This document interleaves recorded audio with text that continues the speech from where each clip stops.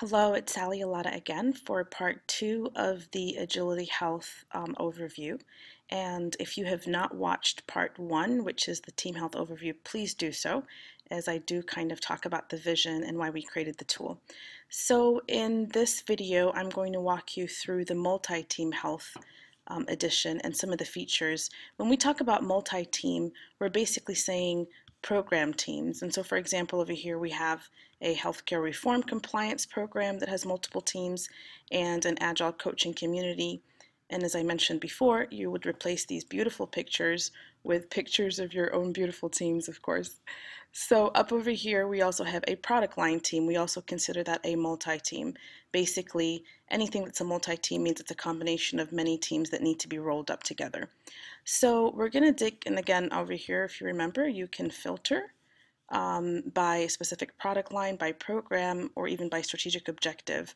So there's a way to filter, especially when you have hundreds of teams. So I'm going to click on this auto product line. And what you'll see over here is, here are the teams that are part of this. So there's the Genie, there's the Crazy 8, BAU, Track, Growth Team, and Auto Product Line teams. And you basically are able to see here the patterns across those teams. And you can see, which is good news, is that the program in general does have a lot of consistency in where the teams have strengths or where they might need attention. And so the main purpose of this kind of a radar is not to compare teams to each other. I know you're thinking that. We do not compare Agile teams to each other, but we do want to understand where are the gaps. If technical excellence is an issue across many teams, then that's something that we need to address. If sustainable pace is an issue across multiple teams, and that is something that we could address. When you are looking at the teams over here, if you do not have the right permission or role, you won't see the names of the teams. So one of the things we're trying to avoid is having organizational leaders and executives start drilling down to the team level and saying, well, let me be helpful and go help that team. So we don't want that, because if teams feel like their data and their health is being exposed at that level, they might not be truthful. And so one of the most important things about using this tool, and that is actually why we certify people to become facilitators, is to explain to them and teach them how to protect the team's bubble and their data and their information, yet also allow those teams to bubble up the information that they need so they can get help. One thing I'm going to show you here is you can also filter by roles. This is very powerful. What are all of my developers saying across the program? How do they rate everything, right? Or let me see developers and testers together and see if there's any disconnect. I wonder what all the product owners are actually saying across the program and where are they voting. That is a very powerful feature where you can begin to analyze where there is a disconnect between the various roles themselves, or maybe come up with a plan to help a specific role. So the important thing about visualizing the team health obviously isn't just the pretty picture. It is bubbling up and pulling up their organizational items and then doing something about it. And I'm really excited about this feature because, to be very honest with you, very transparent, I feel like a lot of teams are held accountable for working on their backlog, but no one really is able. I don't think it's bad intention, but it's been very hard for us to hold the layers above the team accountable for removing organizational impediments. So what happens here is all of the organizational issues from the sub-teams come up over here, and because we believe in the pull versus the push method, we are not automatically adding them to that product line's backlog. We are basically allowing them to select and say, okay, these are 2 or 3 things that we do want to add to our backlog for the next quarter, and I want to copy them and add them to our backlog because we are now going to work on them actively. And then obviously this program team or product line team would be held accountable for managing their backlog of organizational issues and removing them, or themselves escalating it one level above to the portfolio team. So I think the idea is very simple. We've tried to keep this as clean and as simple as possible, yet extremely powerful. To solve a problem, we were solving via many Excel sheets, many surveys, and lots of days and effort to do something that is this powerful.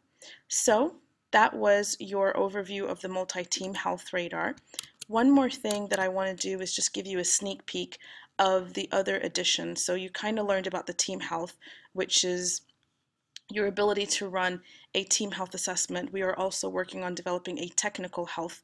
That's going to be another separate radar, really related to the continuous delivery and the technical excellence and practices. We're also going to develop a couple of mini, smaller team health assessments where teams can do them fast and easy if they want to use them from their phone every retrospective. You can obviously manage and administer your growth plans. You can compare the radars to each other. You saw how you can filter people by their participant groups. The one that I just showed you right now was the multi-team health assessment, and coming very soon in early 2015 will be SAFE, the Scaled Agile Framework. We will have assessments for their program assessment, their portfolio assessment, the 3 assessments that they have at different levels. So we're partnering with SAFE to do that. And again, what we just showed is the ability to look across multiple teams.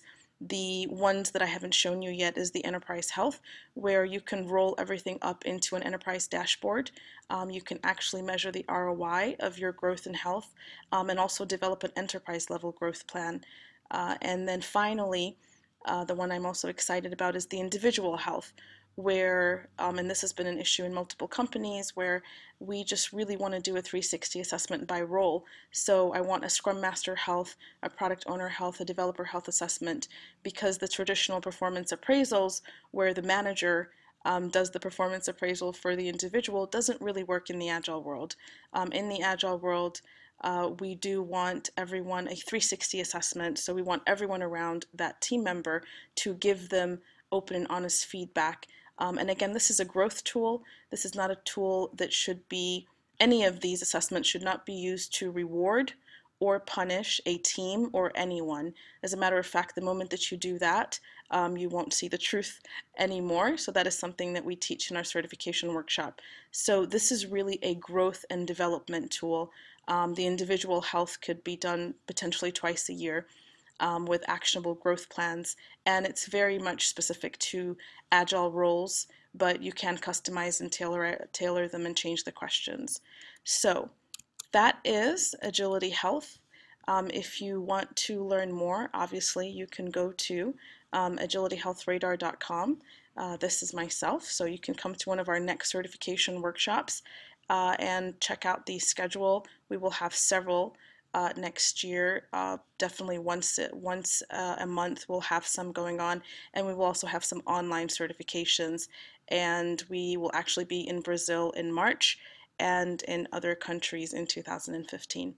Thanks for being here, and I hope you enjoyed this quick overview, and hope to see you get certified to be an Agility Health professional.